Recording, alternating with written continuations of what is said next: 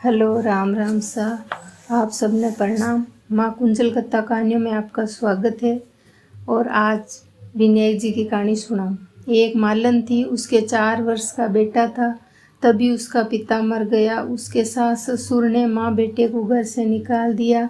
2 दिन तक घर के सामने भूखे प्यासे बैठे रहे, पर सासू ने घर के अंदर नहीं लिया।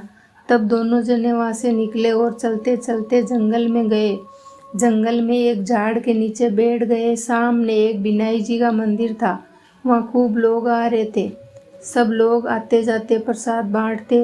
उस प्रसाद से दोनों माँ बेटे का थोड़ा थोड़ा पेट भर जाता था। दोनों वहीं रहने लगे और गणेश जी की सेवा पूजा करने लगे।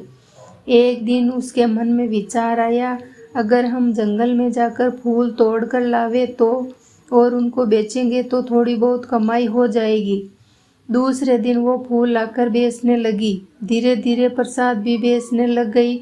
ऐसे करते करते गणेश जी की कृपा से बड़ी दुकान हो गई।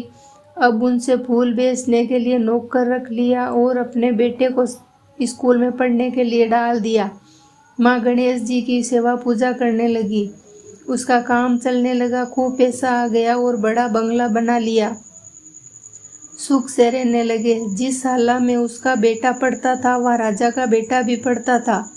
उसकी दोस्ती हो गई। वो राजा के महल में जाने लगा। राजा की कन्या थी। राजा से कहा, मैं इस मालन के लड़के से विवाह करना चाहती हूँ, नहीं तो मैं कंवारी रह जाऊंगी। बेटी की जिद देखकर राजा ने मालन के लड़के से अपनी बेटी का विवाह बहुत धूमधाम से कर दिया। बहू घर आई। राजा ने खूब धन दिया। मालन के बेटे बहू को विनायक जी के मंदिर में धोख लगाने गए। बेटे ने सारा कारोबार संभाल लिया। उधर मालन के सासू ससुर खूब गरीब हो गए, भूखे मरने लगे। नौकरी की तलाश में पोते के ही घर आ गए। दादा दादी ने पोते को पहचाना नहीं, पोते ने भी दादा दादी को पहचाना नहीं।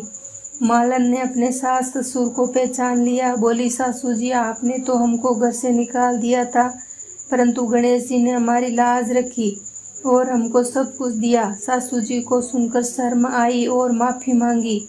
पोता बोला, दादा दादी आप यहाँ आराम से रहें। सब आराम से रहने लगे। गणेश जी ने जैसे माँ बेटे को दिया वैसे सबको देना। खोटी की खरी, अधूरी की पूरी। राम राम।